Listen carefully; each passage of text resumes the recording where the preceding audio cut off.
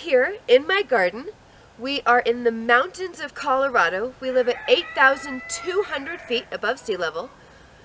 We have a growing season of maybe 100 days in a good year. And the nights stay cold kind of year round. But I still want to grow a garden and feed my family some food that's really, really local. So this is what I've done. Alright, these are my garden beds. I have put down compost where I had it. I got a lot of manure last year, but not quite enough for everything. And then I covered everything with wood chips. I'm hoping this will hold in a lot of the moisture in the soil because it's very dry here. I think we get 17 inches of rain a year. We do get 60 inches of snow, but only 17 of rain. I'm hoping to show you this garden about once every week or so as we go through the growing season.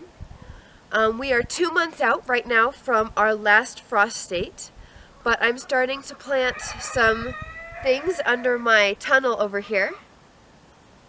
And I am hoping to get enough food from this garden to have vegetables for the summer and maybe some to put up. This is our main garden area. We do live on a whole acre. It's very steep, very dry. You can hear the chickens in the background there. This is the garden area that I've put in. The whole area is about 30 feet wide and 60 feet long. The garden beds are a maximum of 4 feet wide, 3 feet if they go up to a fence. But I have planted, in this area here, I have planted potatoes.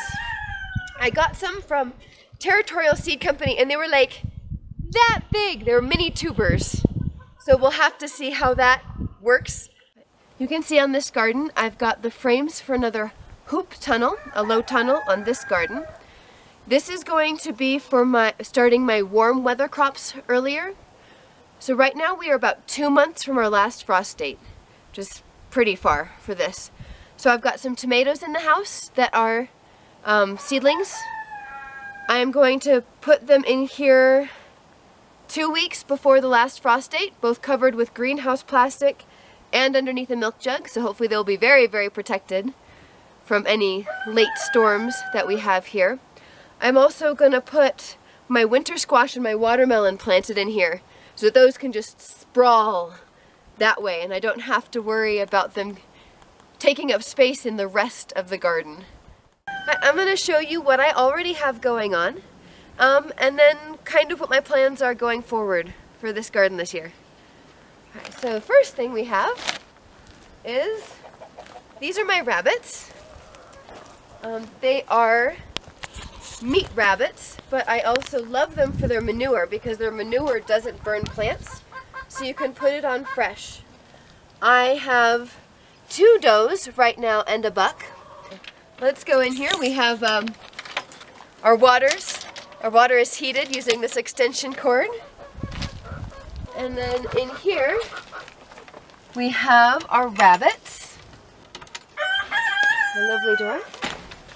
So all 3 of them live in the same space. I made nest boxes out of 5-gallon buckets, but I don't think anybody has used them.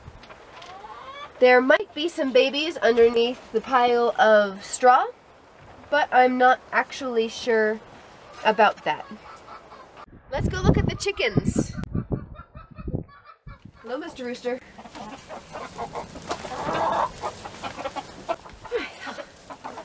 My hopes for this chicken house, I've got some eggs in the corners, is that this house will be a regular source of compost for me and for my gardens. What I have is the chickens are manuring in here. They are mixing with shavings, pine shavings, that are in here. And I'm hoping it will turn into really, really good compost. So far this year it isn't because I only got chickens in here in September.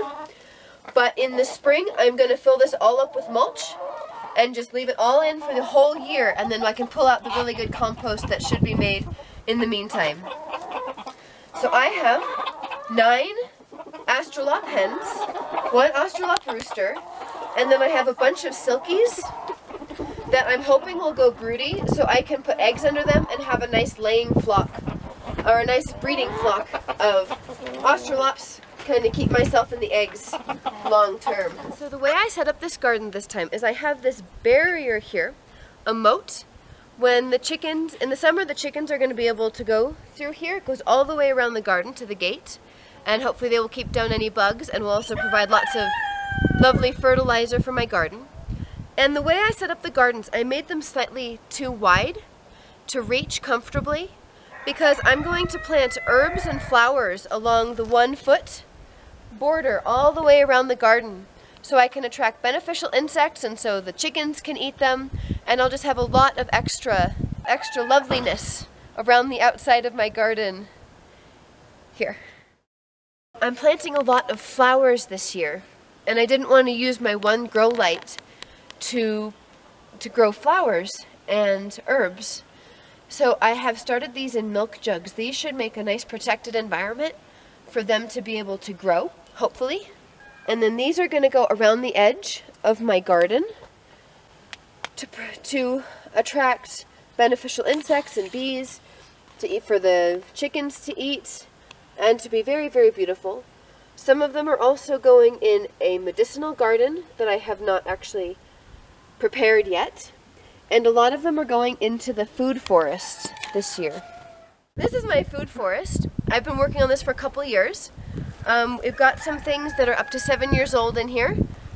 They're not doing very, very well, except for our gooseberry.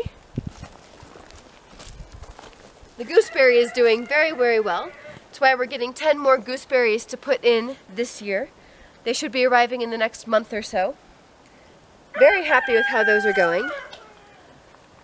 So the food forest is a garden that has multi-storied trees. So you'll have like a tree layer where you'll have like your apple trees and your pear trees. You'll have a shrub layer where you'll have gooseberries and currants. You'll have an herbaceous layer where you've got your herbs. Sometimes they'll have roots in them, sometimes they'll have vines. But the idea is that everything in the garden helps people and helps either the environment or other bugs, so that it is a self-sustaining perennial system that should produce more food with less work than an annual type garden. So far, all we have in this food forest is we have some trees, which are not growing very well yet, and we have some bushes. This year I hope to fill out a lot of the layers better, and I'm hoping that over the next 10 years this will become an amazing, productive part of our property. But we're not there yet. We're still working on it and trying to figure out how to make it work in this particular climate. So here we are. It is the beginning of April. We are starting from mulch. Our food forest has what looks like just sticks in it.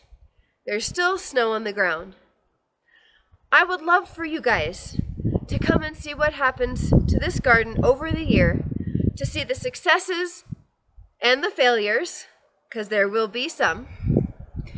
And I hope you guys enjoy seeing what is possible up here in the mountains in a semi-arid climate. We'll see you guys later. Bye.